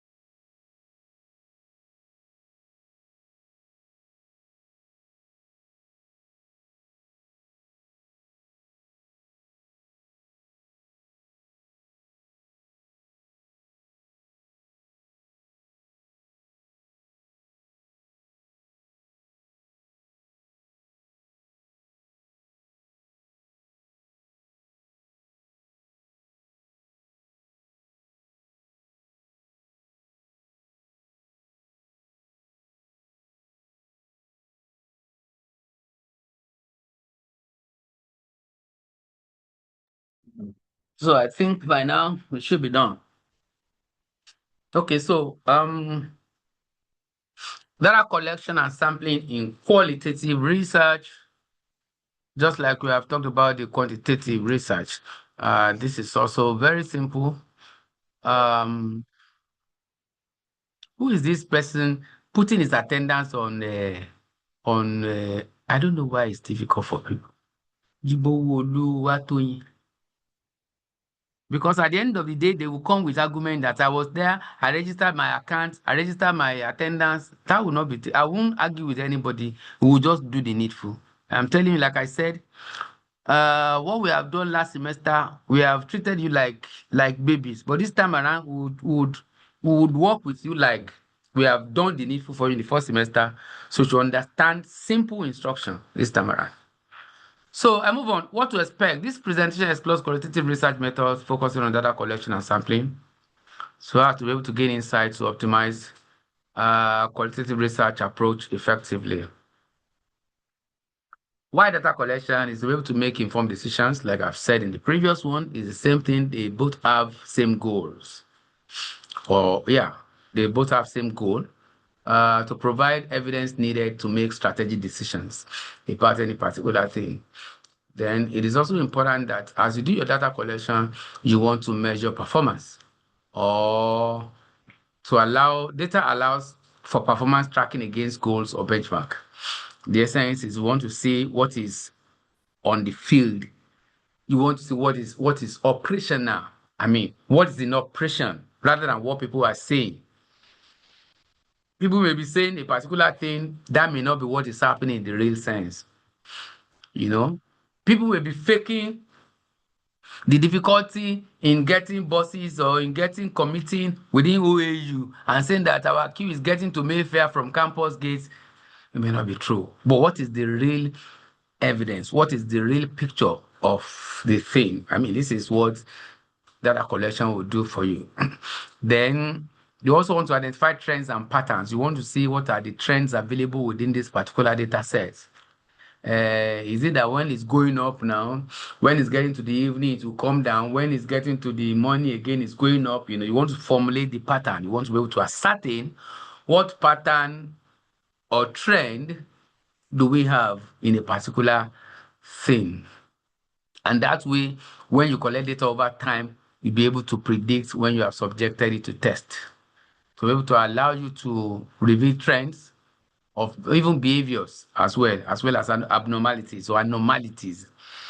Take, for example, that somebody who has been loading 100 naira, 200 naira on his MTN phone, 300 naira, all of a sudden you just find 10,000 naira. You know that's abnormal. Something must have happened. So the database guy working behind the scene can also say that there's an outlier here. What may be responsible? It could be that he has gotten the code to beat the system of MTN and of that service provider. And before you know it, that's what I've give him the opportunity. Somebody who has been loading 100 naira, 200 naira to load 10,000 naira at a go. So that way, they begin to keep an eye on that and see how that could be fixed. That's also part of data collection to take informed decision, because the decision is, okay, fine.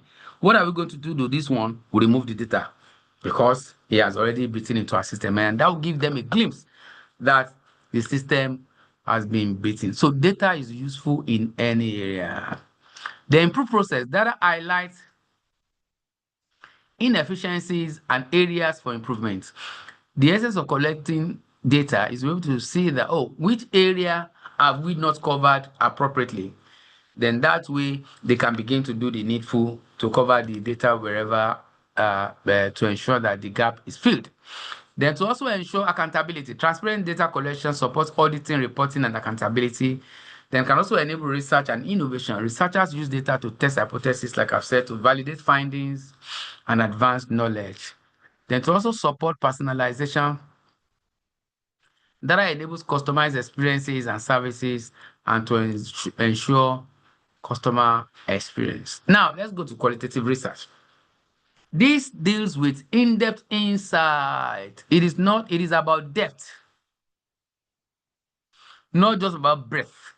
In any research, you want to conduct research about the depth, not about the breadth. So you don't want to talk to many people, but just about a few people that you can dig deeper into that concept. After you have asked one question, you want to ask deeper, further question, dig deeper until you get to where you're going. So this is what qualitative analysis will do for you. If you look at this, you find out that this guy, this examiner, this researcher is only talking to a few of them. And I think he's doing this, he's capturing this one in what we call in groups. He's treating them in groups. That's also possible. When you talk to a group at a given point in time and they give you correct answer, you also do that in qualitative research. You can also do it on individual basis, talking to each individuals and getting information. Once you are done with one, you move to the next one. Once you are done with that, you move to the next one. But each time you are talking to one person, you ensure that you ask as many questions as you have penned down. You ask that person that question as you have penned down. You also repeat the same question with another person you have also included in the research. So the essence is to be able to have credible and trustworthy research to ensure depth, context, richness of findings. An example is given here: to observe childbirth practices in rural communities for some insights. Childbirth practice. Most people will go to baby. They'll go to church to go and be having childbirth. And even after having that childbirth, they want to know how many stillborns since in the last 2, 3, 4, 5 years that they've been doing that. And those people going to the hospital, they want to know the difference and all of that. But then you have to talk to people that are involved. So by talking to them and hearing from them directly from the horse's mouth, that will give you the understanding of what you need to do. Okay, so I move on. Foundation of qualitative research method. Don't worry, I'll only spend maximum of 15 minutes max on top of our time. I will be good to go. Foundation of qualitative research. Example is what we call ethnography. Ethnography, I've explained this, I think now in the last class or the one before the last, in the first class. Using insiders approach, which requires the researcher to be involved to study behaviors, beliefs, rituals, and social interactions. Yoruba used to say that ẹni tó bá fẹ́ mú ọ̀bọ, ó máa ṣe bí ọ̀bọ. Meaning that if you want to catch a monkey, you have to pretend as if you're also a monkey. Wear the clothes like a monkey. If you wear the clothes like a monkey, the monkey will think that, you're also my mate. And they will be chatting with you, will be behaving all the behaviors will not hide for you. Because if you go there as humans and you don't study them, you will not, they might be hiding some things for you. But if you are living among them, you want to be part of that community, then they know that no problem. They will reveal everything to you. Maybe about their rituals, about their behaviors. You can study that, you can observe that, you can see it. When they are doing Odun Egungun, you are part of them. I'm not saying that you should go and carry Odun Egungun, that's not what I'm saying, but at least you see it, you witness it. Some will say that when they are doing Odun Eyo, they used to beat people on the road that are wearing bata, that are wearing shoes, slippers, and all of that. If once you are wearing shoe and you are going to meet the Eyo, then you have to run away. You have to make sure that you are not meeting him there because the guy will beat you. So this is what they say. But for you to be able to confirm that, you have to be there in Lagos where they are doing that Odun Eyo. You have to live with them, know when they are going to start, when they are going to end. So this is what we call ethnography. You may also want to know, maybe there's a particular behavior that is that they have set apart a particular group or a particular village. You have to go and live among them. So living among them, when a researcher is living among the subjects, when he's living among the people they want to investigate, we call it that method. That research method is referred to as ethnography. When you bury yourself there. Another one is grounded theory. This aimed at developing a theory grounded in data collected from the field. I think I also mentioned this as well. That's grounded theory. Another one is phenomenology. This explores how individuals experience and make sense of a particular phenomenon. It is most of the time subjective because it's coming from you. It is what you have seen. If I bring another researcher may say, in this context, I think this is what I believe this thing is talking about. And that's why most of the time when law is being interpreted, they may interpret it to suit their purpose. People may interpret it differently. Sorry, go on class, madam. in the next 10 minutes. So they might interpret it separately. So, and that's what we call phenomenology. And a quick fix, the following with the corresponding method, analyzing patterns in buyer hesitation to improve checkout flow. That's an example. To analyze the pattern in check. What this is talking about is when you go to a supermarket, and ordinarily there's what we call till, a place where you make your payment. You want to analyze the flow of the queue. You want to analyze the flow of the buyer on the queue. Some of the people will be on the queue. They will decamp from the queue and remember that they have not picked another product. They will go when they are coming back again. Some of them want to go back to where they are coming back from. But meanwhile, for some people, they will say, wait a minute, you are already done. You have to go back and queue from the back again.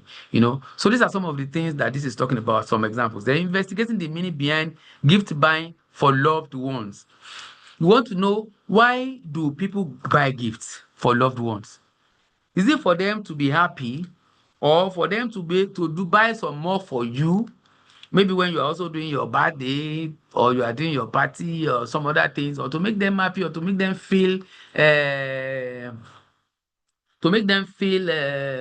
concerned, to make them feel loved, things like that. You want to know all of that and much more. Another one is observing how customers navigate a store to improve layout and product placement. You also want to investigate, okay, if you go to supermarket, to Ace supermarket, or you go to Glory supermarket, or you go to people that are in the UK, you go to Tesco, you want to know what they do, or you go to, what do we call it again, a Primark store. You want to know, okay, what do you do when you get to that store? Okay, what I normally do is, I will have the mind that I want to buy 1 or 2 products, but most of the time they lure me into buying another product. Why is that? Because the way they have organized those products, I will not know. It will remind me, especially when I get to the till, it will remind me I was supposed to pick this product. Especially when I needed to collect some change. They will use my change to say, do you want to take sweet? Do you want to take chewing gum? Do you want to take that? Not knowing that me, I was also craving for that, and to make me to take that. Do you know those information will allow the shop owner or the supermarket owner to know how they arrange their products? Because take for example, when you excuse me, take for example, when you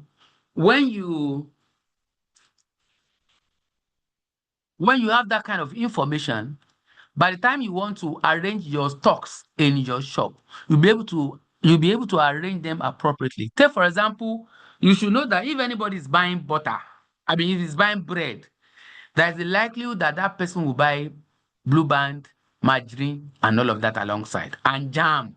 So on the shelf of bread, underneath they might put jam, butter, margarine. You already know that as you are picking bread, you look at, they let you see that there's a need for you to prick bama, to prick jam, to prick margarine, and all of that.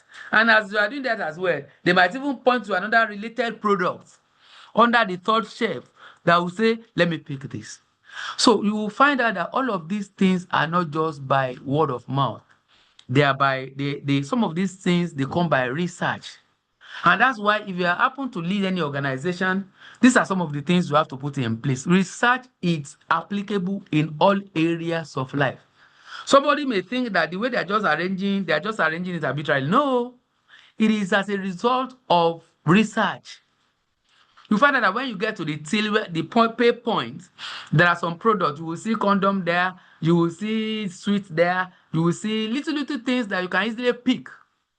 You will see that you can easily pick. I'm just, picturing what I used to see at the stores, especially at the counter. When you see it, you will see that you can easily pick treble, pick small things. They won't bring big gadgets to the till, nearby the till. No.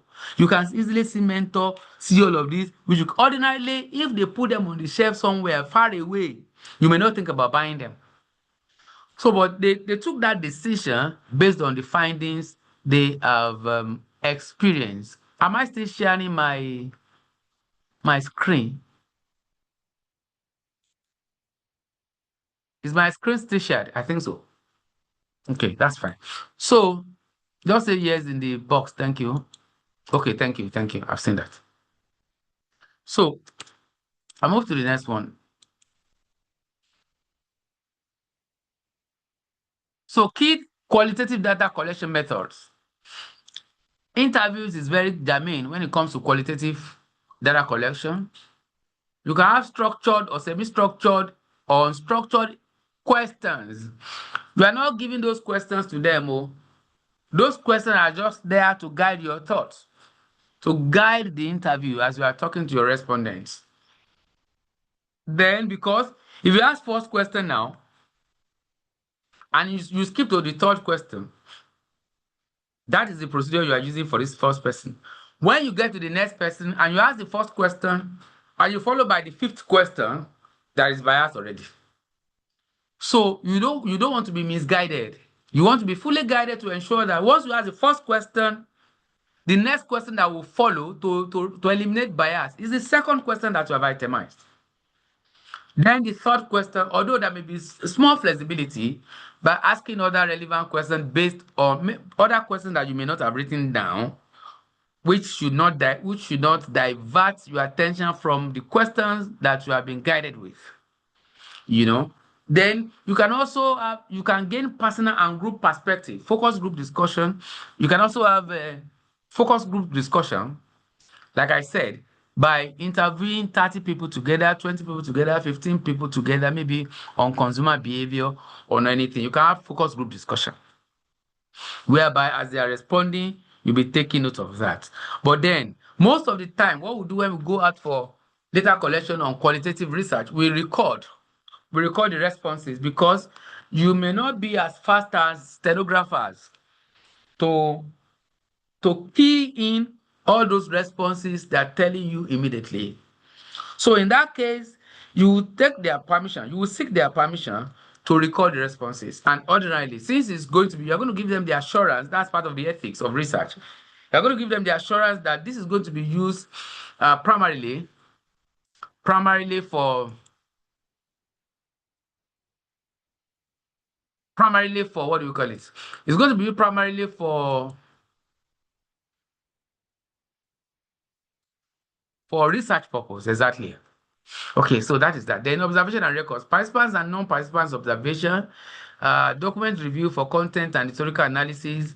You can also do document review by not going to anybody. If you are using secondary data, you have already gathered documents, you put them side by side, and you are extracting useful information from your documents. And then audio and videos, you can record, preserve context, including non-verbal cues. Some people can allow you to video them, record them, all their responses, and all of that, and save it for future. Some of them will give you permission to use it for educational purpose and to even make, but the only thing is you must ensure that you keep their records so that you don't mention their names. You don't say that what I said is, in fact, for me, anytime I'm taking minutes on any meeting, I rarely mention names of who said what. So at the same time, consent is essential for ethical use. You have to seek their consent on anything whatsoever you want to do. So research instrument now. Like I said, interview guide is very important, which is more or less like your set of questions you want to use to guide the way you conduct the interview. Then you must have your observation checklist. If what you want to do is observation, you must just have your checklist of what you want to look out for. Then audio-video recorders must be in place to record visuals, to also record voices, audio, so that when you get back, you can transcribe and convert your transcription. Transcription is converting audio into text. And then it is your text that you are going to match together for your analysis. So there must also have field notes, because there may be some keywords, some big words in their parlance, in that context that they said to you that you may not readily understand the meaning. You can quickly note that in your field notes. That has to be by your side when you are analyzing your data. That's why, as a researcher, you don't just contract all the aspects of your research to people outside. You have to be part of that research, so that at least by the time you are reporting, you are analyzing, you're also part of the research. That's what will give you the reliability of the research. Some of the tips include instruments should be semi-structured and flexible. Like I said, you have some set of questions, but at the same time, that does not mean that you should not entertain additional questions that may come from the discussion. That is that. Then open-ended interview guide for gender-based violence survivors. That's an example. You can have open-ended questions after you have maybe you want to do qualitative also through questionnaire. While you are doing it, you find out that even in your quantitative analysis, somebody was asking a question that is there a way we can also adapt some of the methods in one for the other. Now, when you create open-ended question in your quantitative analysis, in your questionnaire for quantitative analysis, that means you want to permit the flow of text where you want people to state their thoughts on that particular thing. So the analysis is going to follow of that particular question is going to follow that of the quantitative approach. So that way, that's way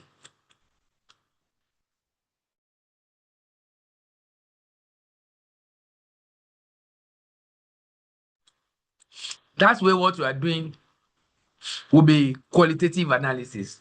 It's going to be text analysis because you are going to be dealing with that text, the structure of that text. And you permit that when you have done open-ended, such that you just give them to be talking. Let it be open. Don't say that just talk for 1 minute and you close it, or just answer yes or no and you move. No. Allow them to talk everything about that concept. So qualitative sampling technique. You can also have purposive sampling, target-rich information sources using diverse or typical cases. You can be purposive about your choice or as well. Now, okay, this is what I just like it's also similar to the purposive sampling in the quantitative analysis. You can be purposive about what you want to do and how you go about it. The theoretical sampling, iterative collection refines evolving theory, which is common in grounded theory. You can also collect and refine your theories, existing theories, and even data that exist. You can we're talking about what do you call it now?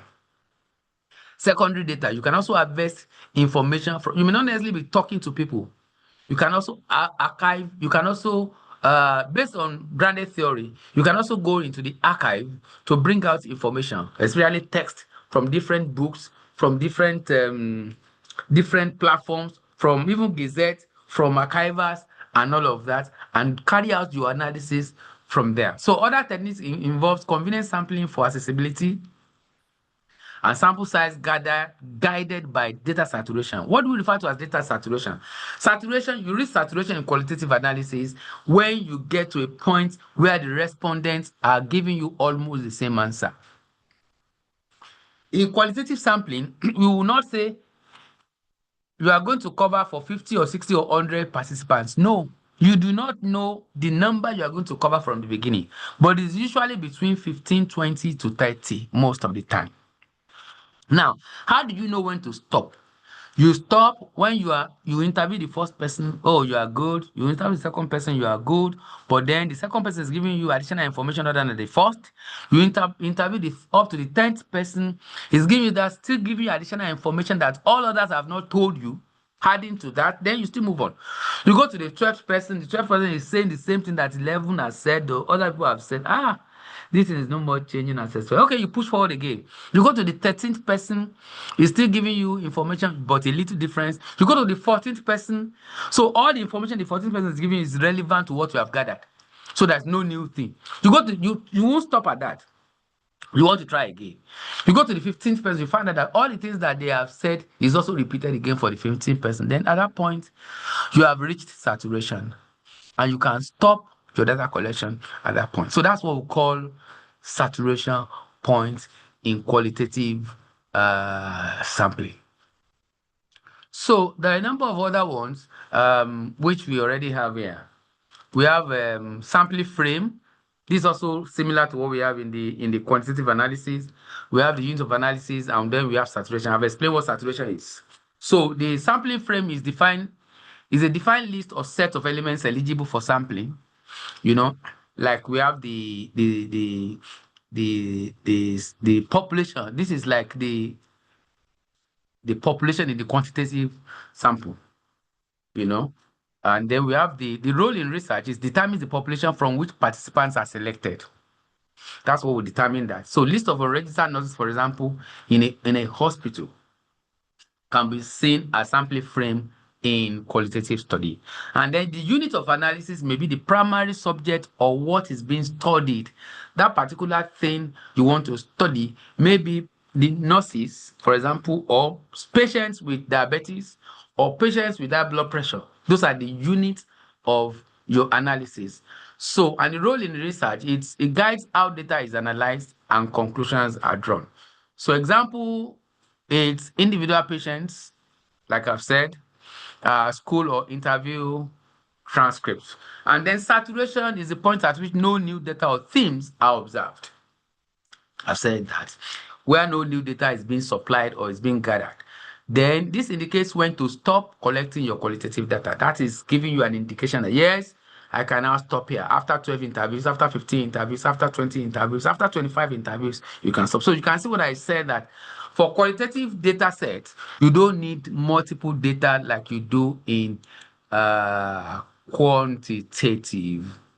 So sample designs, we have single case design, multiple case design, longitudinal case design, and all of that. I'm going to skip this and allow you to just go through it because time is no more on our side. Where I've talked so extensively on sampling techniques, apparently.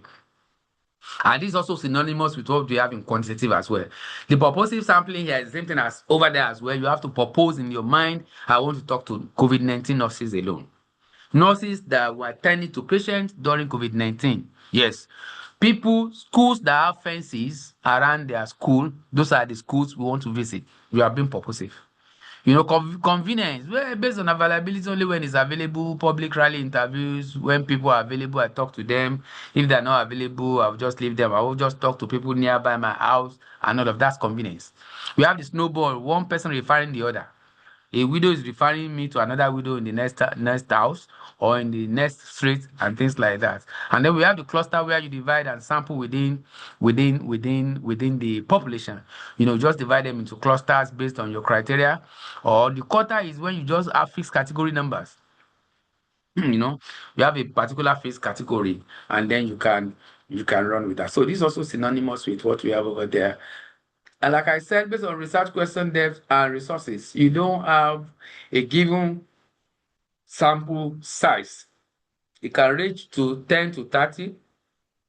That is usually the threshold that we normally see. Then if you want to have focus group discussions, ensure that each group is no more than 4 to 6 or 6 to 10. Or you want to have 4 to 6 focus groups, but ensure that in each of those groups, the members are not more than 10, between 6 and 10.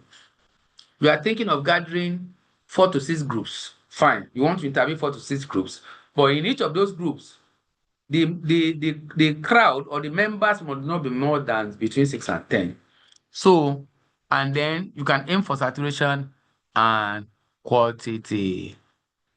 Triangulation will assist you to multiple data sources and enhance validating for findings. Triangulation, when you use multiple data sources in your research, you have done that, dealt with that extensively.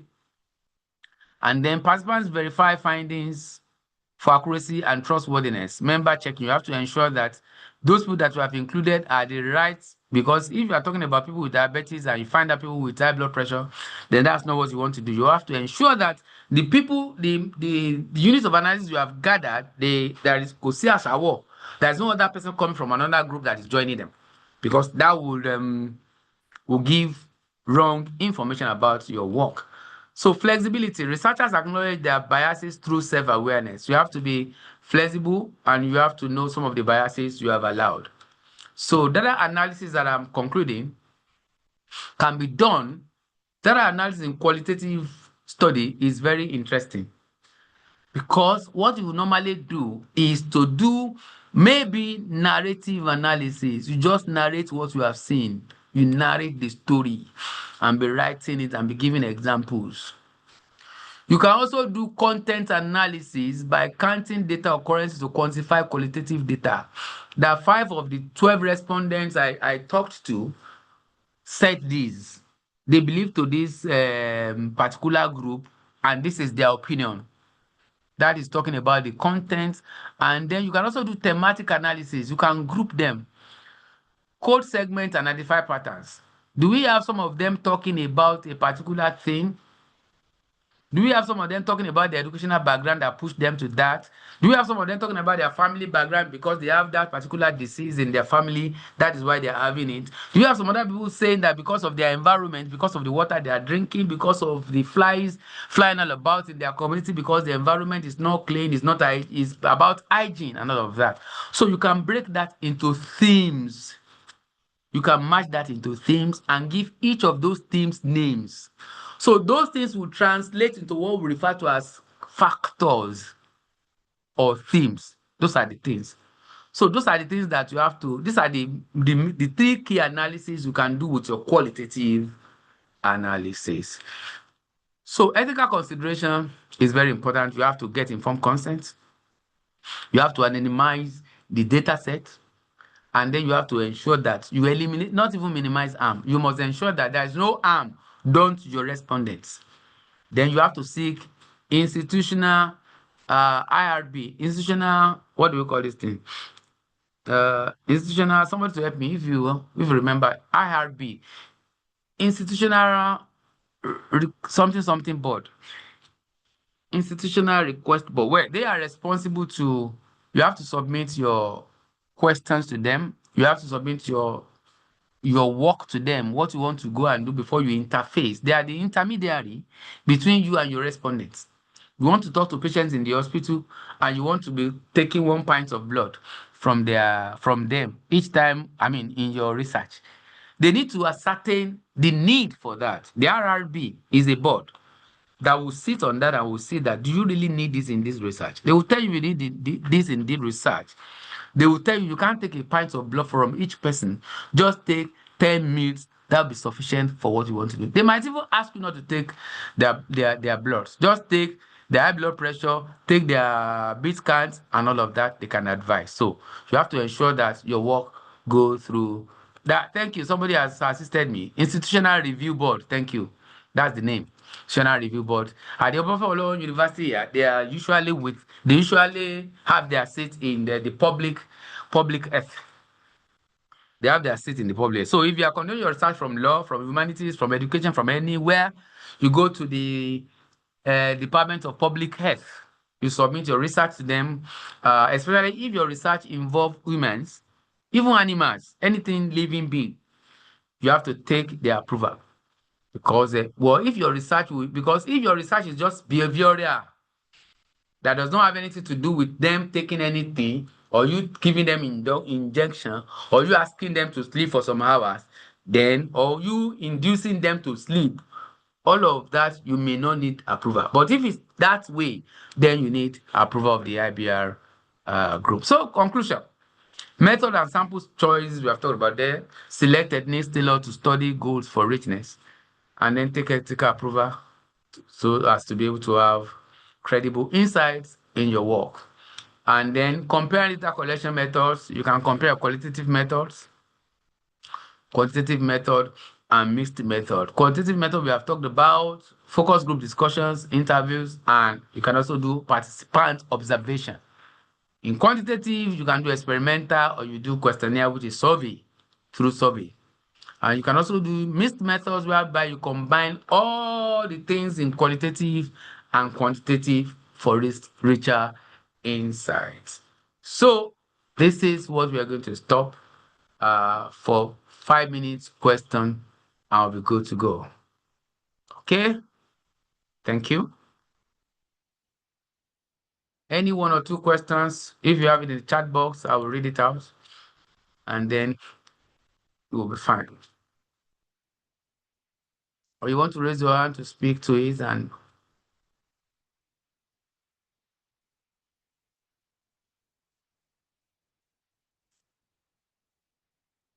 anybody?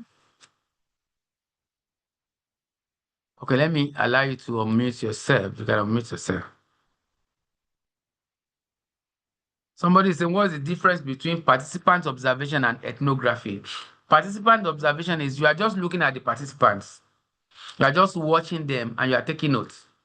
You are watching them and you are taking notes. You are taking your notes. You may not talk to them, you know. But ethnography, you have to live with them to study their behavior, to see the way they do things. So that's the difference. Okay. Any other one? Last question. Who is just sending his attendance bio?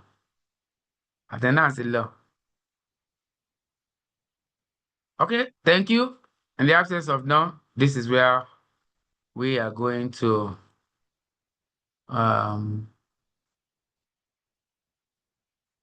drop the curtain today.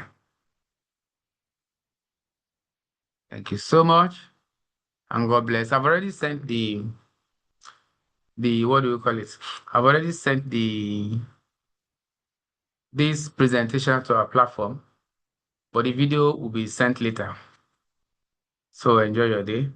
Cheers. Thank you, sir. You're welcome. God bless you, sir. Amen, and you too. Thank you, sir. Thank you. God bless you, sir. More anointing, sir. Grace, sir. Amen. Thank you so much. much, sir. Thank you.